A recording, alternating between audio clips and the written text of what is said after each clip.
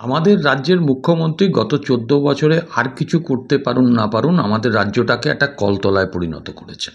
প্রতিদিন কারুর না কারুর সঙ্গে ঝগড়া, বিরোধী দলের সঙ্গে ঝগড়া, বিরোধী দলের নেতাদের সঙ্গে ঝগড়া, তারপরে হচ্ছে আপনার হাইকোর্টের বিচারপতিদের সঙ্গে ঝগড়া, সুপ্রিম কোর্টের বিচারপতিদের সঙ্গে ঝগড়া, হাইকোর্ট সুপ্রিম কোর্টের যারা বিশিষ্ট আইনজীবী বিকাশবাবুর মতন তাদের সঙ্গে ঝগড়া, অর্থাৎ প্রত্যেকের সঙ্গে একেবারে রুটিন মাফিক ঝগড়া। এটা আমাদের মুখ্যমন্ত্রী করে চলেছেন। যদি কারুকে উনি না পান তাহলে একটা ছায়ার সঙ্গে উনি ঝগড়া করেন, এটা ওনার অভ্যাস। আসলে যার যেটা কালচার সেটা তো সে করবেই। তো যাই হোক, এখন ব্যাপারটা হচ্ছে শেষমেশ উনি ঝগড়া শুরু করলেন জাতীয় নির্বাচন কমিশনের সঙ্গে। আমি দেখুন ওই বিস্তারিত আলোচনায় যাচ্ছি না যে কিসের ঝগড়া জাতীয় ইলেকশন কমিশনের সঙ্গে, সবটাই আপনারা এর মধ্যে জেনেছেন। আমি শুধু আজকের এই ভিডিওতে আলোচনা করব যে কি হতে পারে খুব সংক্ষেপে, এবং আমি আপনাদের কাছেও সেটা জানতে চাইব। আমার এই বক্তব্যের সঙ্গে আপনারা সহমত হলে জানাবেন, আপনারা দ্বিমত হলেও জানাবেন, কিন্তু একটু জানাবেন। আপনাদের এই কমেন্ট থেকে আমি অনেক কিছু শিখি। এবং ভিডিওটা ভালো লাগলে শেয়ার করবেন, চ্যানেলটাকে ভালো লাগলে একটু সাবস্ক্রাইব করে পাশে থাকবেন, আর কিছু না। দেখুন,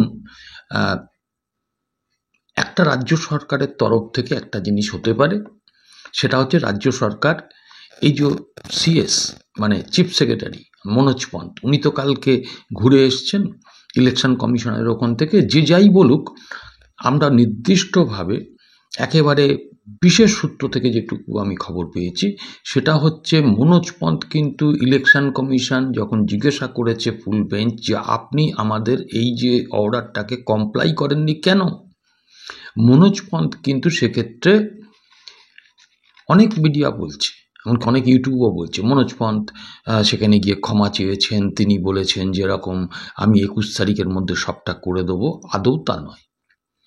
যেটা বাস্তব আমার কাছ থেকে আপনারা সেটাই শুনতে পাবেন। সেটা হচ্ছে মনোজ পন্থ কালকে গিয়েছিলেন, 4টের মধ্যে উনি পৌঁছে গিয়েছিলেন, 5টার থেকে বৈঠক শুরু হয়, 6:15 পর্যন্ত বৈঠক হয়। সেখানে ফুল বেঞ্চ ইলেকশন কমিশনের তারা মনোজ পন্থকে জিজ্ঞাসা করেন যে আমরা যে অর্ডারটা দিলাম ওই ইআরও, এইআরও, ডাটা এন্ট্রি অপারেটর তাদেরকে যে সাসপেন্ড করার জন্য, তাদের বিরুদ্ধে এফআইআর করার জন্য, কারণ তারা ভোটার তালিকায় চুরি করেছে, মানে তারা নাম তুলেছে ভুয়া ভোটার, এটা আমাদের কাছে সুনির্দিষ্টভাবে প্রমাণ আছে বলেই আমরা এই স্টেপ নিতে বলেছি। তা আপনি কমপ্লাই করেননি কেন?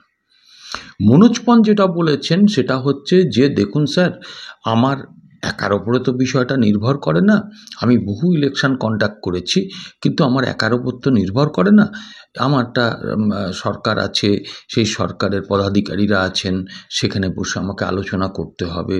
আর মাঝখানে তো এখন ছুটি ছাটা আছে, শনিবার রবিবার, তারপরে এই আপনার 15ই আগস্ট ইত্যাদি ছুটি ছাটা আছে, জন্মাষ্টমী, তা সে কারণে আমার একটু তাহলে সময় লাগবে, আমি একটু আলোচনা করে তারপরে দেখব কি করা যায়। অর্থাৎ উনি কিন্তু সরাসরিভাবে এটা বলেননি যে উনি ব্যবস্থা নিচ্ছেন।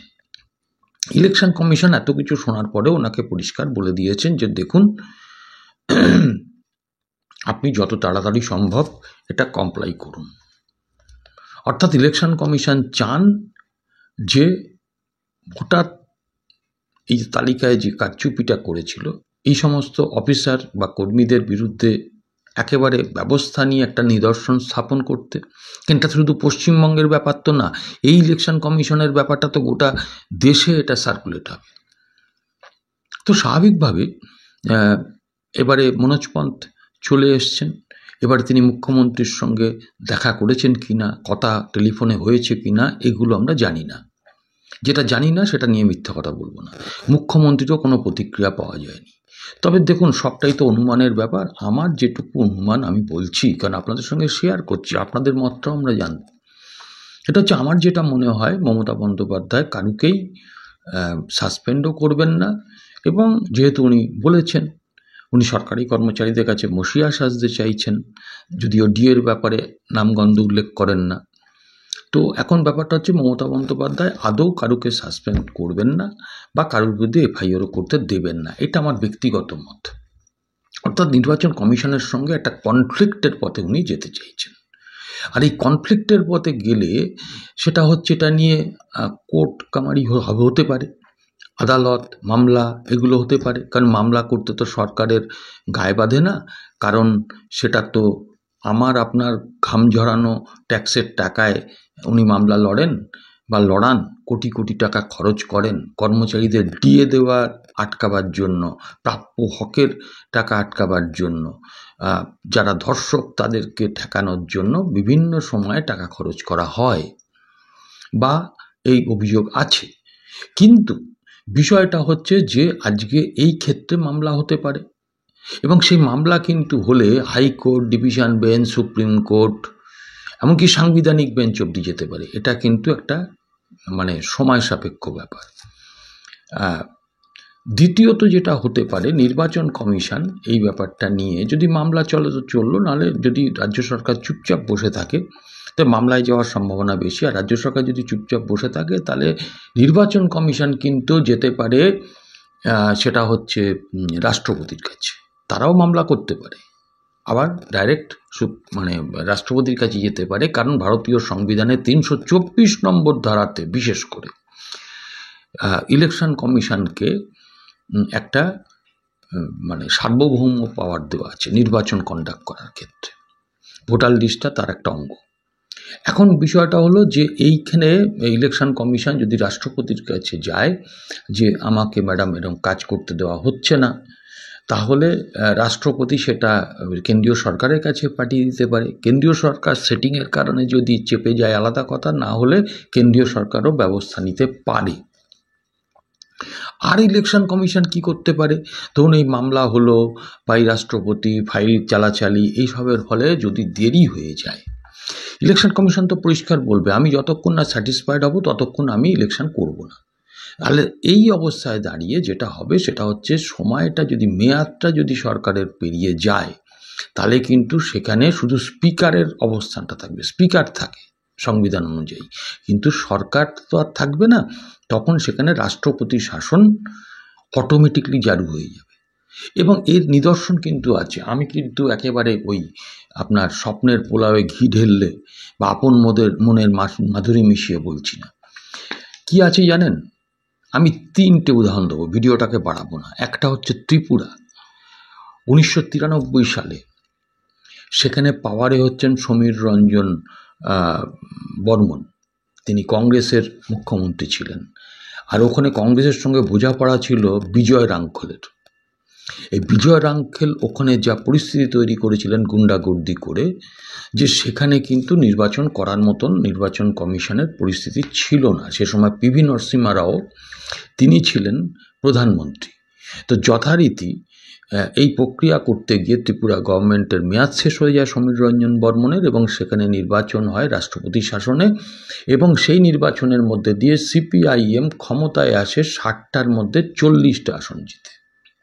এটা 1 নম্বর। এবারে আসুন 1995 সালে, মানে 93তে ত্রিপুরা, 95 সালে কি হলো, 95 সালে আপনার বিহার, লালু প্রসাদ তখন হচ্ছেন মুখ্যমন্ত্রী এবং নির্বাচন কমিশন হচ্ছেন টিএন সেশন।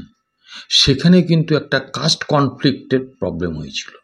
এই কাস্ট কনফ্লিক্টের জন্য সেখানে কিন্তু ভোট করার মতন পরিবেশ সেই মুহূর্তে ছিল না, এবং টিএন সেশন সে সময় মেয়াদ ফুরিয়ে যাওয়ার পরে রাষ্ট্রপতি শাসন করিয়েই কিন্তু বিহারের ইলেকশনটা করেছিলেন। আবার 2000 সালে বলুন, ওই গুজরাটে দাঙ্গা হলো, ওখানে অভিযোগ উঠল যে মুসলিম সম্প্রদায়ের যারা মানুষ তাদের নাম তোলা হয়নি। এবার তখন ওই আপনার ওখানে জেএম লিংডো ছিলেন নির্বাচন কমিশনার, তিনি চলে গেলেন গুজরাটে, সরকারি অফিসারদের সঙ্গে বসে তিনি সমস্তটা আলোচনা করলেন, করে দেখলেন হ্যাঁ এটার অভিযোগের সত্যতা আছে।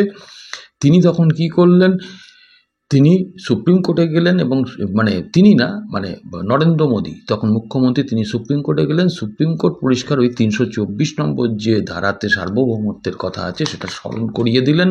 এই করতে করতে মেয়াদ শেষ, রাষ্ট্রপতি শাসনে আবার ওখানে নির্বাচন হলো। অর্থাৎ এই নিদর্শন কিন্তু আছে পশ্চিমবঙ্গেও, আমার যতদূর মনে হয় যে এই যে জেদাজেদি করা, কলতলার মাসিমা যদি বেশি ঝগড়া করে, বেশি জেদ ধরে, তাহলে কিন্তু ইলেকশন কমিশন তার মনোপুত না হওয়া অবধি ইলেকশন করবে না, এবং রাষ্ট্রপতি শাসন হবে, সেখানে ভোট হবে, ভোটার তালিকা সংশোধনই হবে, কি হবে আপনারা বলবেন। নমস্কার, আবার দেখা হবে পরবর্তী এপিসোডে।